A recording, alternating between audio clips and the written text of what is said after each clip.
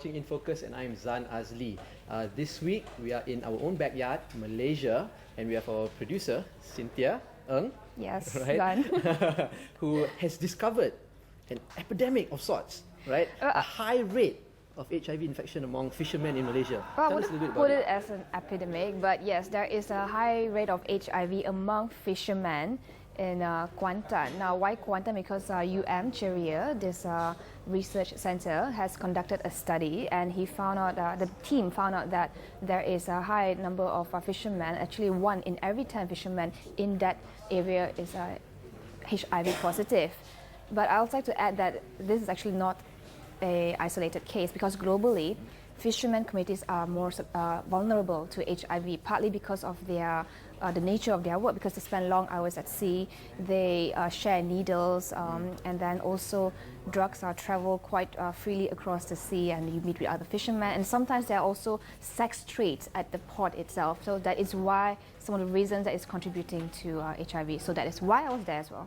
And I understand that from what you said earlier is that if the authorities actually crack down on the fishermen, the fishing industry would collapse in Malaysia. Yeah, it's interesting because I went to a port in Kuantan, and about 70% of the fishermen, they told me that they are drug users. So if they were to crack down on them, that would mean the collapse of the fishing industry in that particular area. Wow. So yeah. Okay, I've seen some of your footage. Very intimate. You got like full access to these people. How did you manage to do that?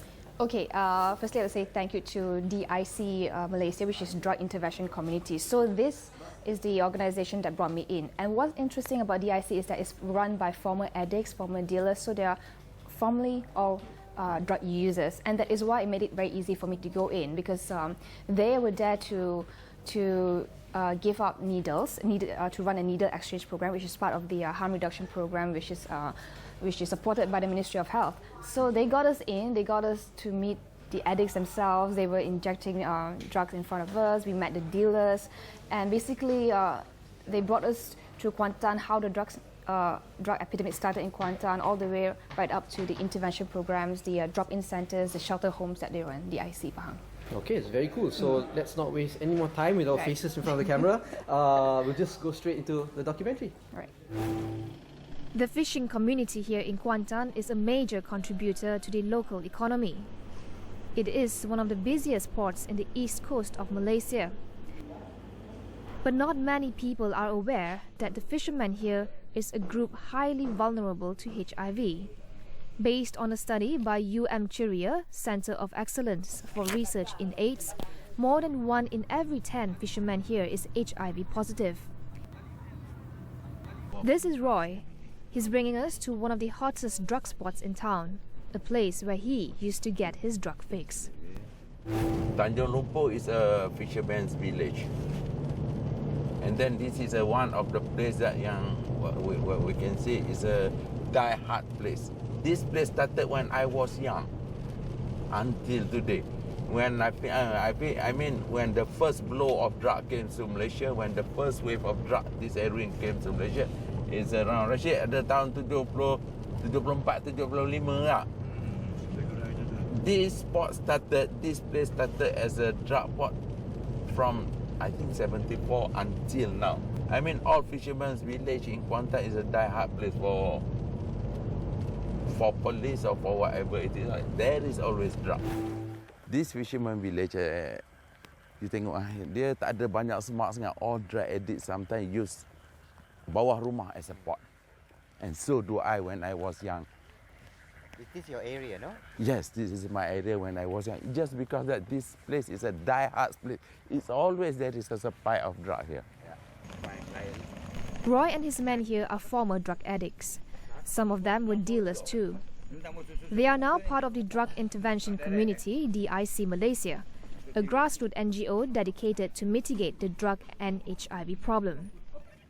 One of DIC's program is the NSEP, the Needle Syringe Exchange Program, a harm reduction initiative introduced in Malaysia in 2006 by the Ministry of Health to help prevent the spread of HIV.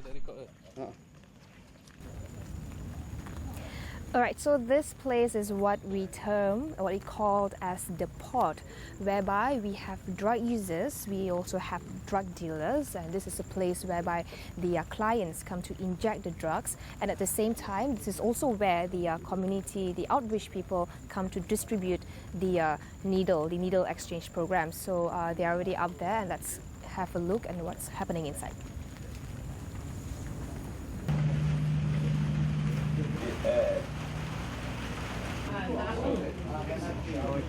Okay.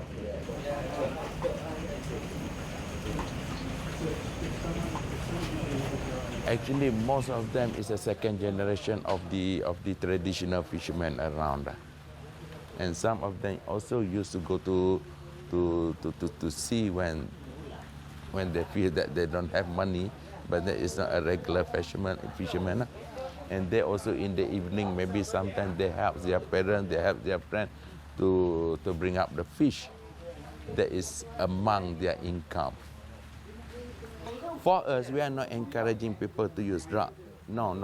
It's against our, no. We are not, really not encouraging them for using drugs. But then we know that when you are an addict, when there is not a time for you to stop, it don't come from your heart to stop. You will still continuing using drugs.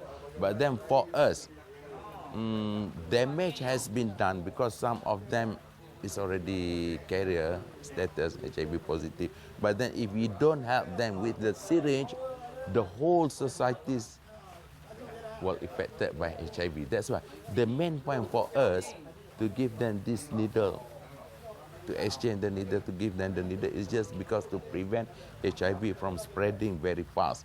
That is one main reason. The second reason, as I told you before, is the entry point for us to educate them. To educate them, actually our main objective is we like them to stop. We like them to really stop, and then we bring them to our rehab. Kalau kita chest, kita bakar hisap bakar RM30 baru cukup. Kalau kita jet RM10, okey, sudah cukup. Beza tu lah. Lepas tu ramai yang jet. Satu masalah duit kurang pagi RM20, petang RM20 macam tu lah. So, pagi satu malam satu. Kalau ada duit lebih, tengah hari lagi. Tengok atas duit. Kalau duit tu lebih, ambil lebih macam tu lah. Fahmi has been living with HIV for 17 years. Dari saya macam ni, biarlah saya bawa diri saya. Cuma saya tak naklah kalau boleh kawan-kawan lain terjebak. Macam mana saya kena. Pada usia yang muda, 18 tahun saya dah tahu dah. Sekarang umur berapa? Sekarang saya 35. Cuba bayangkan umur saya 18 tahun, saya dah tahu dah saya HIV. Muda lagi masa tu. Macam mana dengan masa depan saya? Semua saya fikir tak? Sekarang ambil ubat tu macam mana? Ambil ubat. Pasal saya marah pada diri saya sendiri. Ya. Saya nak salahkan kawan-kawan tak boleh kan? Takkan saya nak salahkan keluarga saya. Satu masa ada masalah lah contoh pada diri kita kan. Masalah daripada keluarga ke, daripada rakan ke, majikan ke. Ya. Bila ada satu masalah tu yang kita benci lah dalam hati kita, saya rasa serabut lah macam ni ya. Nak kerja pun, gaji tak naik-naik macam ni. Kerja dah lah. Saya kerja macam lembu apa, gaji pun tak naik kan. Orang lain kerja relax boleh beli kereta, motor apa, saya pun bekerja juga tak? Kenapa saya tak? Jadi, iyalah, padahal bukan salah orang lain, salah diri kita sendiri kan. Tapi ni, perasaan tu dah mulai timbul. Boring lah, tengok duit ada. Kita tak mengisap lama kan, duit pun ada. Jalan, mak jumpa. Mak kan, lama tak jumpa kan. Tak ada, aku rehat dah. Giving them syringe is the entry point for us to see them, to explain to them, to what we call it, to tell them safe injecting, to give them some knowledge about what happens today, and then it's our entry point that we can see their family. We know that after some time that there is a kid at home that didn't go to school because the father is here, so we try to help them to bring their sons or their daughter back to school. And then sometimes we learn that there is only his old mother at home and he was here to take drug. And then that is what I mean. This is an entry point for us and SCP. And then for them also we educate them to do the safe injecting. If there is a bruise or there is a cut, we bring them to hospital, and if they are willing to stop after some time, when we educate them, there is a place for them with us in our rehab center. So most of our rehab center guys actually came from this type of place. After we tell them that we can help them for free.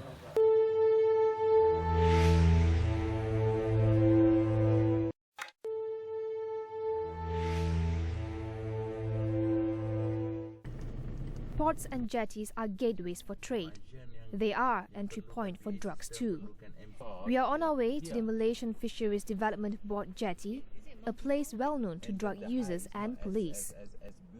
This is what we call for drug use. This is an international port. You have Vietnamese coming down here.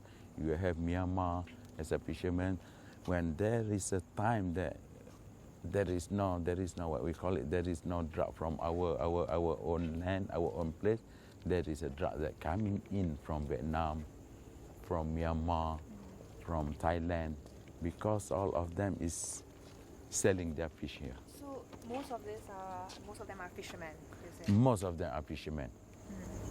Okay, and this place is the LKIM, the LKIM, Malaysia. yes. I'm sure they probably are aware of what's happening. Yes. But how is it like? Like are these workers mostly are they aware and are they doing anything about it, or it's just beyond what they want to do?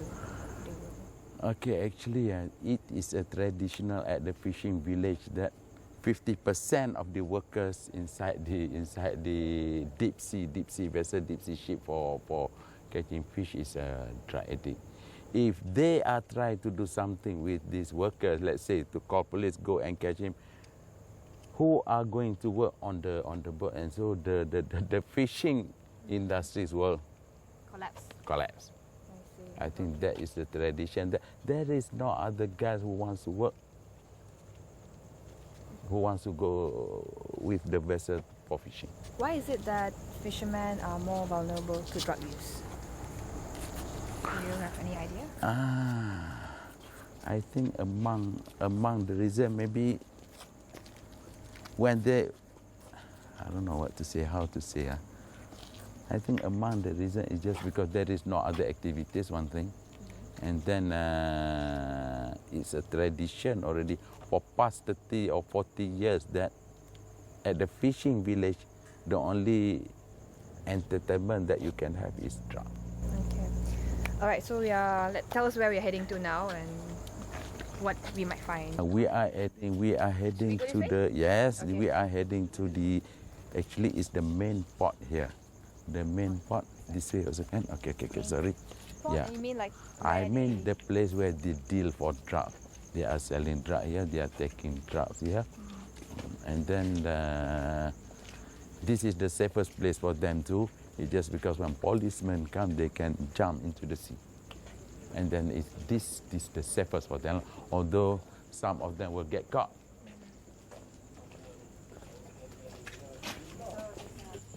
Assalamualaikum. Jaga sikit. Oh, bersihin dah lubang. Jaga sikit.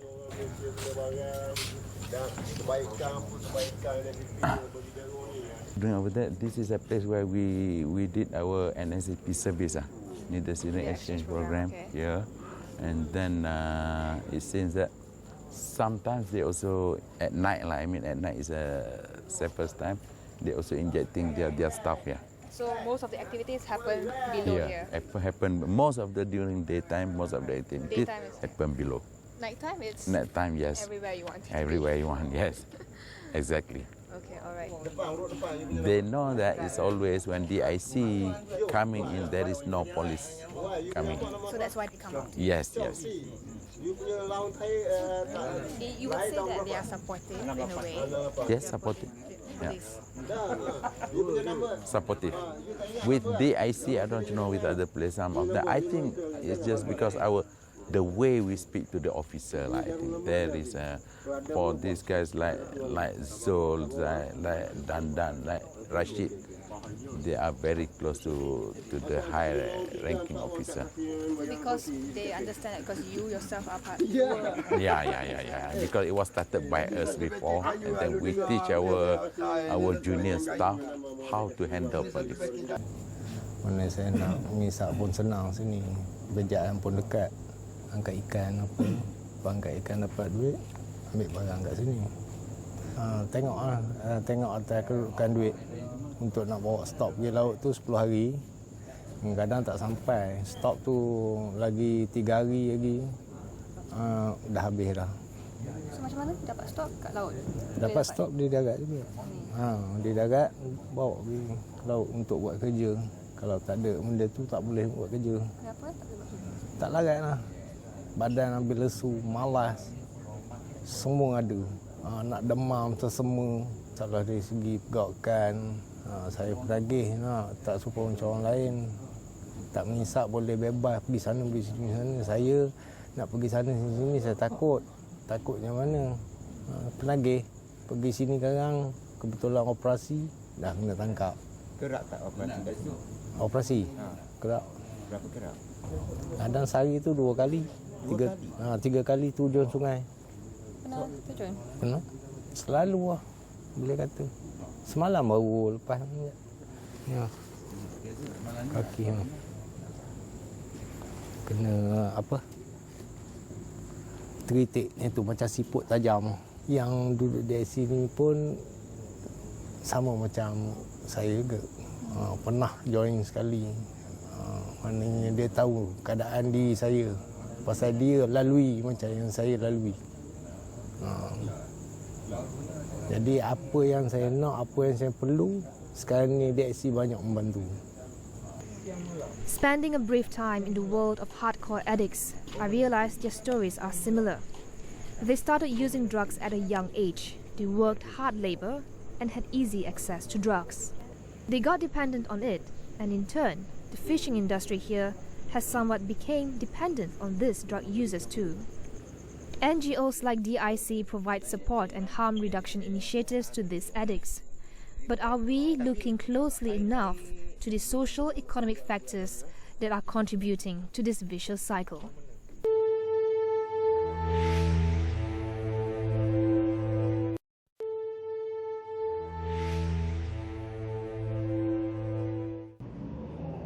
Our society has stigmatized addiction, judging people with drug problems.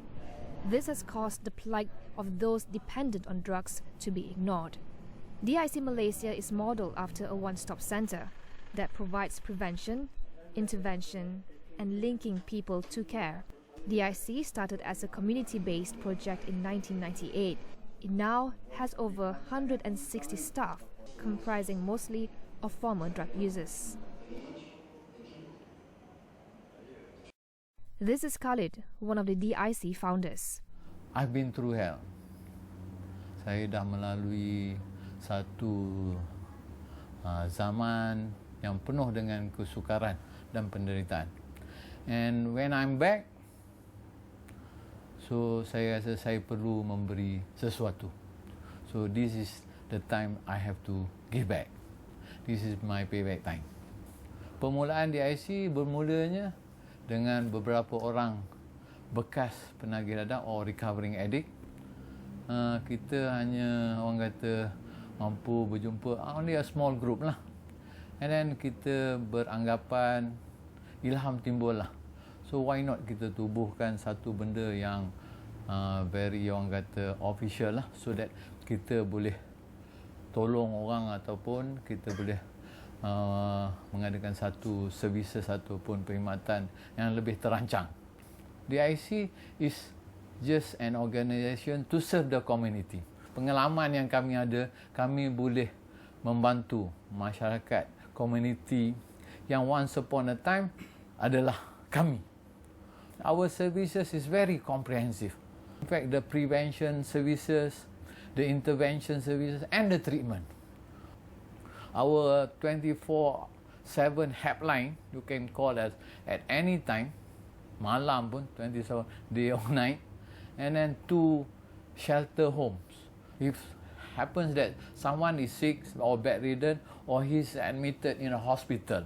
So after being discharged, where did he want to go?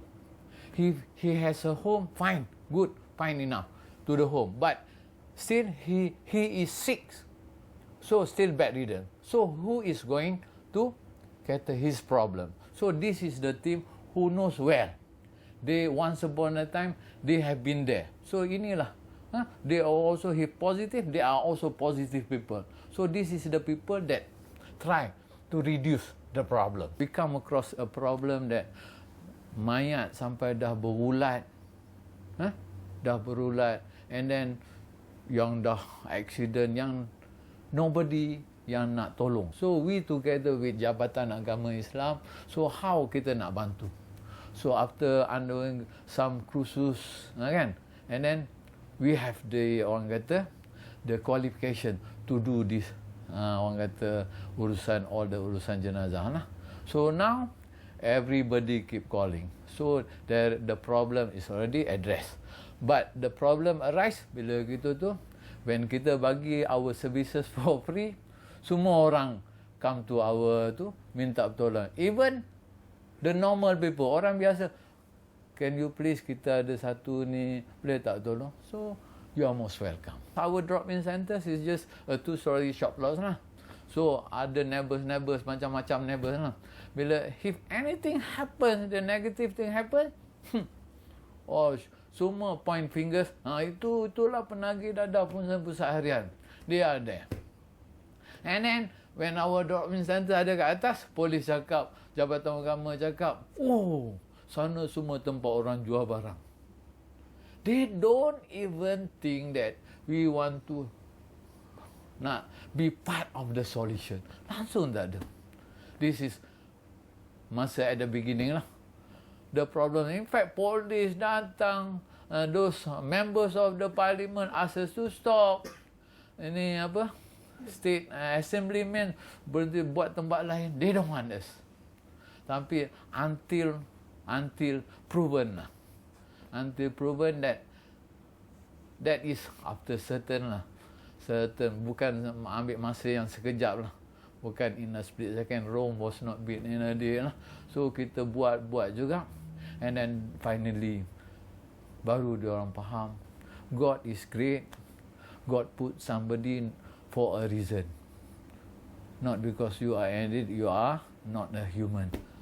Now, because of addict, and then he has been through hell, he has that experience. Now he can do much more. I think he has everything lah, so that he can help in his areas.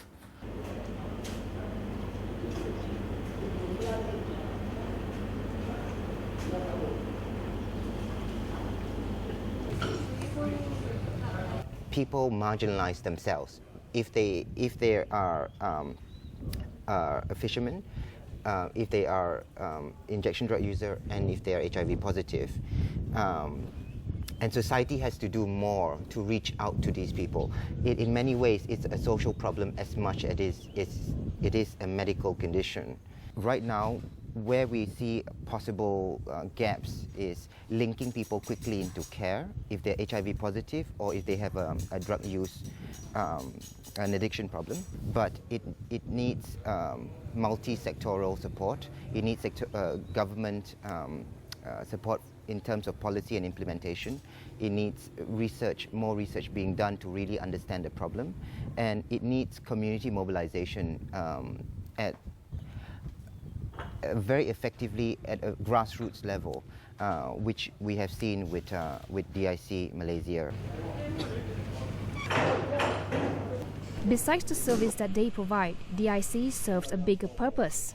That is to help rebuild the identity of former drug addicts and HIV positive users who could possibly have their own turning point in life too.